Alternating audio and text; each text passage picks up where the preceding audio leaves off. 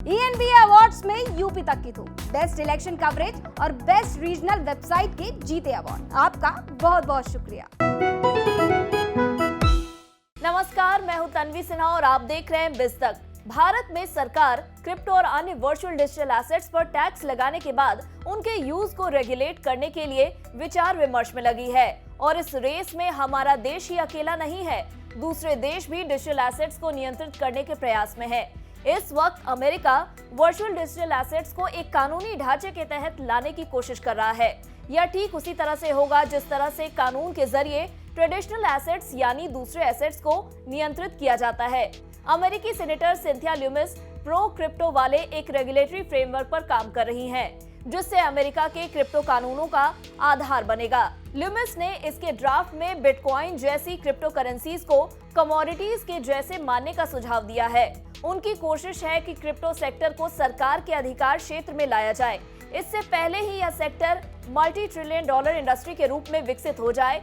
उनका फोकस है कि सरकार इसे नियंत्रित कर सके। कंजर्वेटिव रिपब्लिकन सेनेटर ने मीडिया से बातचीत में क्रिप्टो बिल के ड्राफ्ट से जुड़ी कुछ जानकारी का खुलासा किया। उन्होंने बताया, इसे सामान्य एसेट्स को मैनेज और रेगुलेट करने के फ्रेमवर्क के तहत काम करने वाला बनाया गया है। जैसे बिटकॉइन एक कमोडिटी है और इस वजह से यह ट्रेडिंग और स्पॉट मार्केट और फ्यूचर मार्केट के उद्देश्यों के लिए कमोडिटी फ्यूचर ट्रेडिंग कमीशन के तहत आएगा। अगर कोई चीज सिक्योरिटीज जैसी होती है तो वह सिक्योरिटीज एक्सचेंज कमीशन के दायरे में होगी। लुमिस ने कहा कि हम इसे एक बड़े हिस्से के रूप में पेश करने जा रहे हैं ताकि लोग बड़ी तस्वीर देख सके कि शेयरों के कंपोनेंट के साथ, स्टेबल कॉइन के साथ और संभावित CBDC के साथ कमोडिटी के कंपोनेंट कैसे काम करते हैं।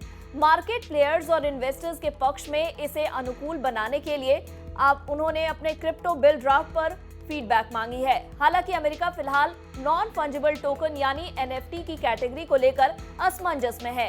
ये डिजिटल संपत्तियां हैं जिसमें से अधिकांश मेटावर्स के साथ इंटरैक्ट कर सकते हैं। साथ ही आर्ट, म्यूजिक, गेम्स और वीडियो के मालिक इसकी ऑनलाइन ट्रेडिंग भी कर सकते हैं और इससे पैसा कमा सकते हैं। बता दें, अमेरिका में क्रिप्टो करेंसीज रखने और ट्रेडिंग पर प्रतिबंध नहीं है। यहाँ क्रिप्टो को करेंसी के रूप में नहीं बल्कि संपत्ति के रूप में पहचान मिली है। क्रिप्टो के लेन देन में यहाँ पर 10 से 20% टैक्स लगता है।